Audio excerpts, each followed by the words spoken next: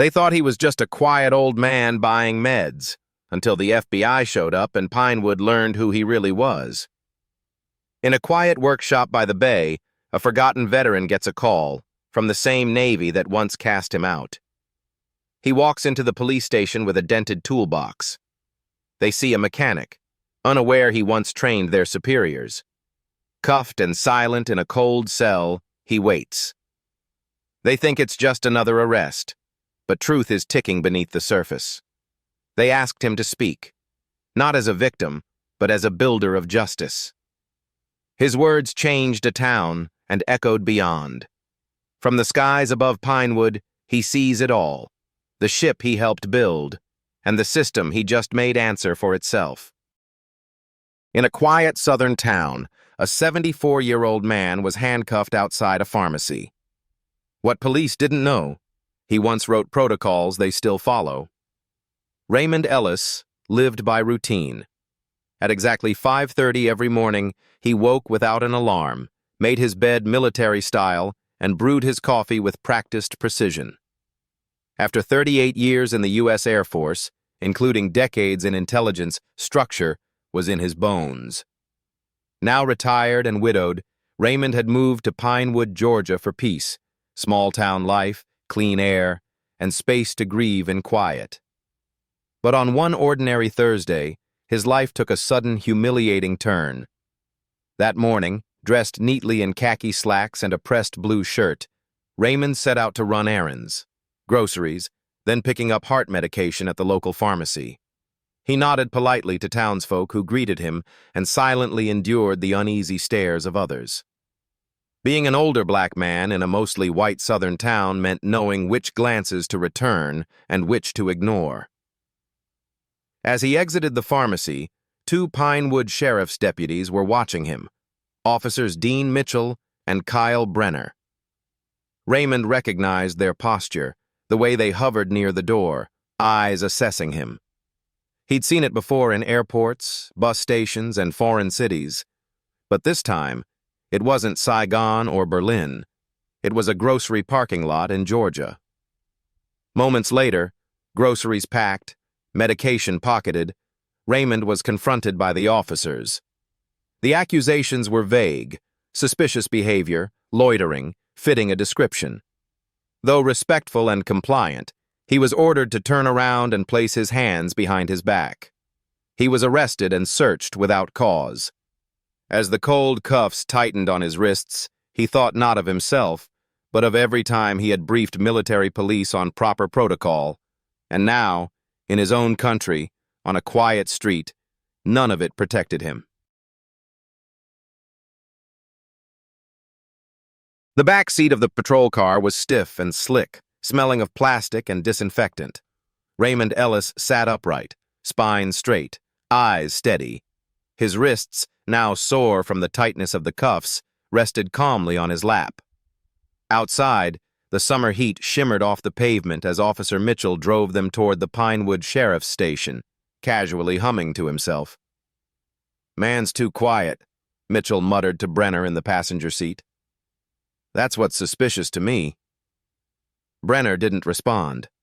Raymond heard it all but remained silent. His training taught him long ago, let your composure do the talking.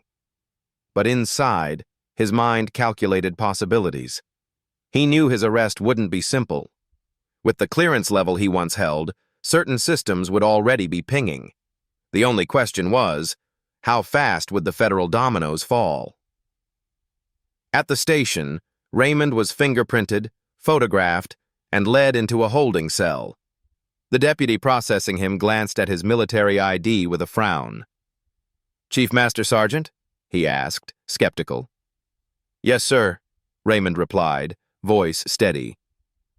"Huh," the man grunted, then shoved the ID aside and handed Raymond a plastic bin for his personal items.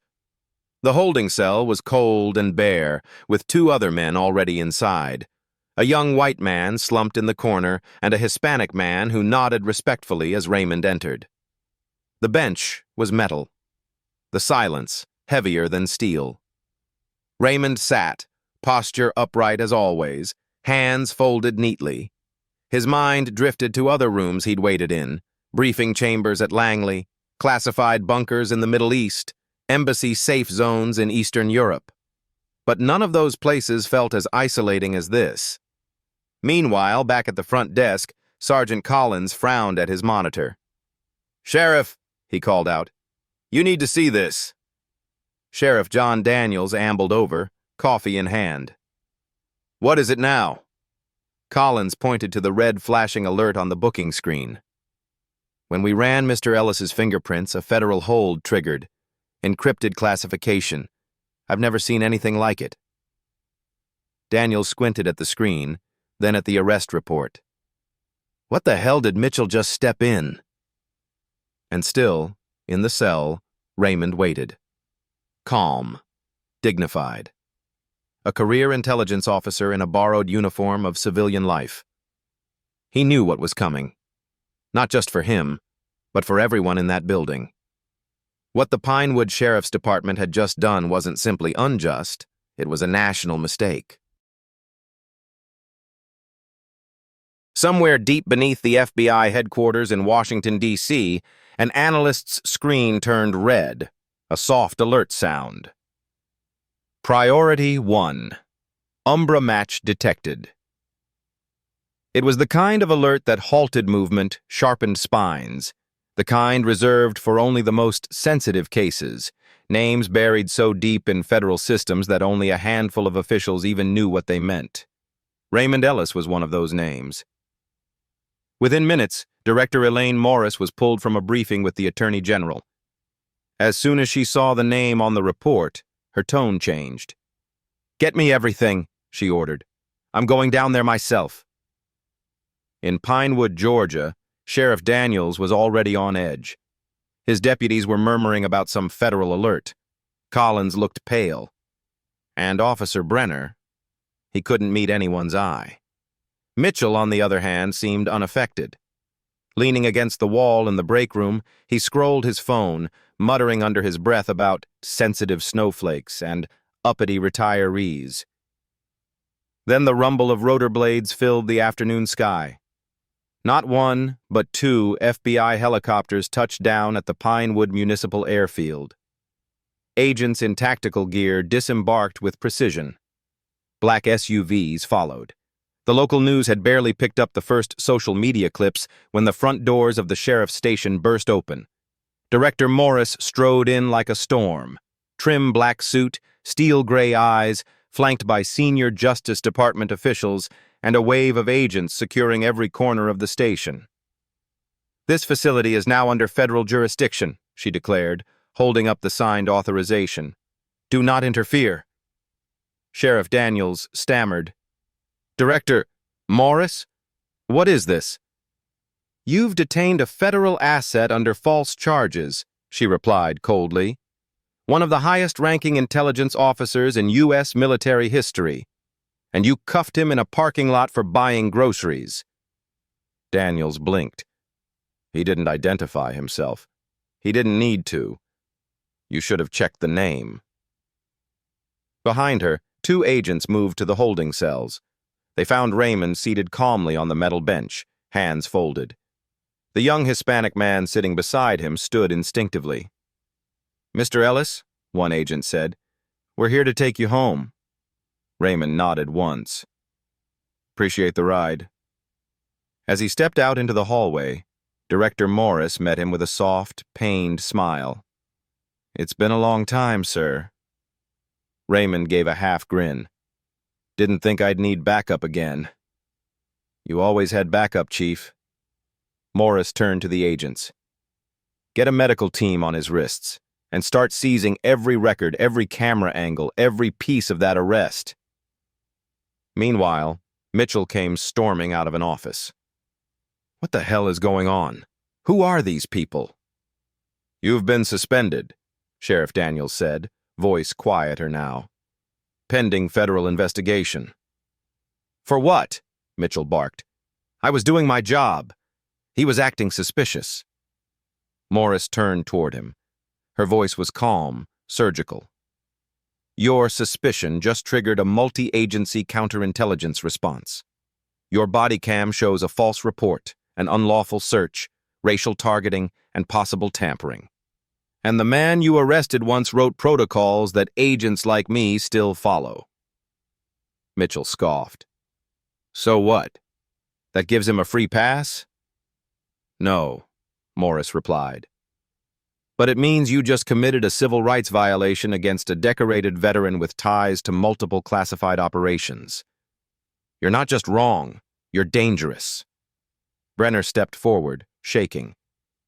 "Director, I need to report misconduct.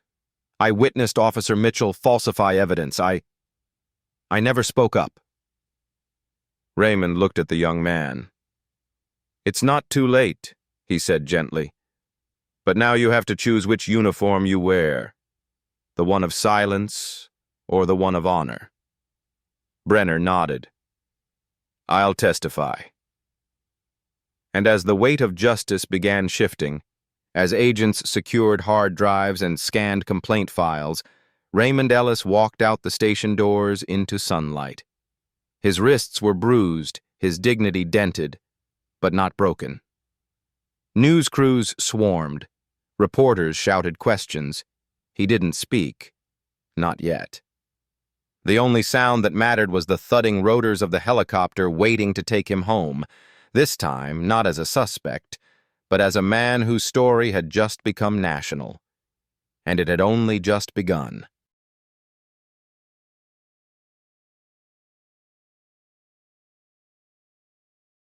By sunset, the name Raymond Ellis was trending nationwide. Clips of his arrest, hands cuffed behind his back, calm voice correcting the officer's unlawful search, flooded social media. The footage from pharmacy cameras and bystanders' phones painted a clear picture. This wasn't a misunderstanding. It was profiling, weaponized authority, and humiliation served cold. But Raymond? He didn't rage. He didn't gloat. Instead, he returned to his quiet home under federal escort, declined every news interview, and requested one thing: a notebook. He sat at his kitchen table that night, under the same light his wife once read beneath, and began outlining what would later become the Pinewood Framework for Police Accountability, a blueprint for reform, written by a man who had spent 4 decades designing intelligence systems to protect the nation, now writing to protect its people. Meanwhile, the ripples spread fast. Officer Mitchell was taken into federal custody pending civil rights charges. His past complaints, once ignored, were reopened. Sheriff Daniels, under pressure from both the DOJ and the town council, stepped aside. Officer Brenner, after submitting a sworn affidavit, resigned but was invited to serve on the new oversight board forming under DOJ supervision.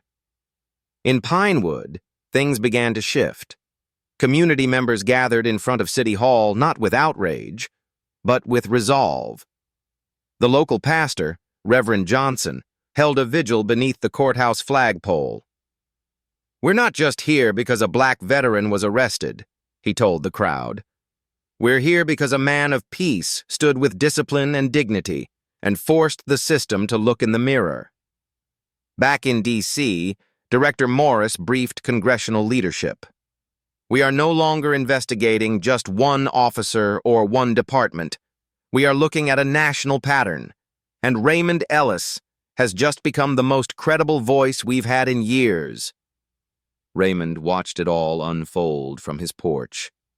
He didn't speak publicly. Not yet.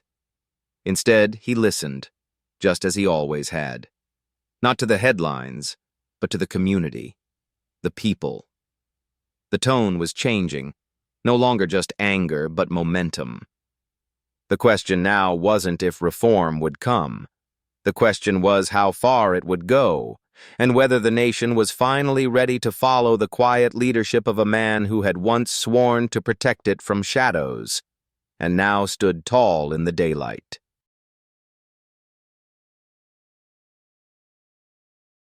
One week later, Raymond Ellis stood before a packed auditorium in Pinewood's town hall, not in uniform, not behind a podium marked FBI or Air Force, but as a citizen.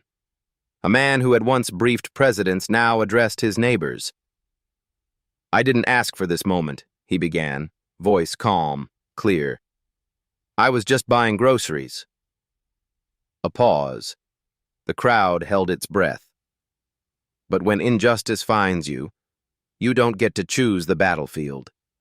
You only get to choose how you stand. He spoke not of anger, but of responsibility, not of punishment, but of rebuilding. He challenged Pinewood to become a model for what accountability could look like, fair, firm, and transparent. Outside, murals of him had appeared, not of a hero, not of a warrior, but of a man sitting in handcuffs, head held high. Raymond Ellis never raised his voice. He didn't need to. Because in a world where outrage often drowns out truth, his dignity was louder than any protest.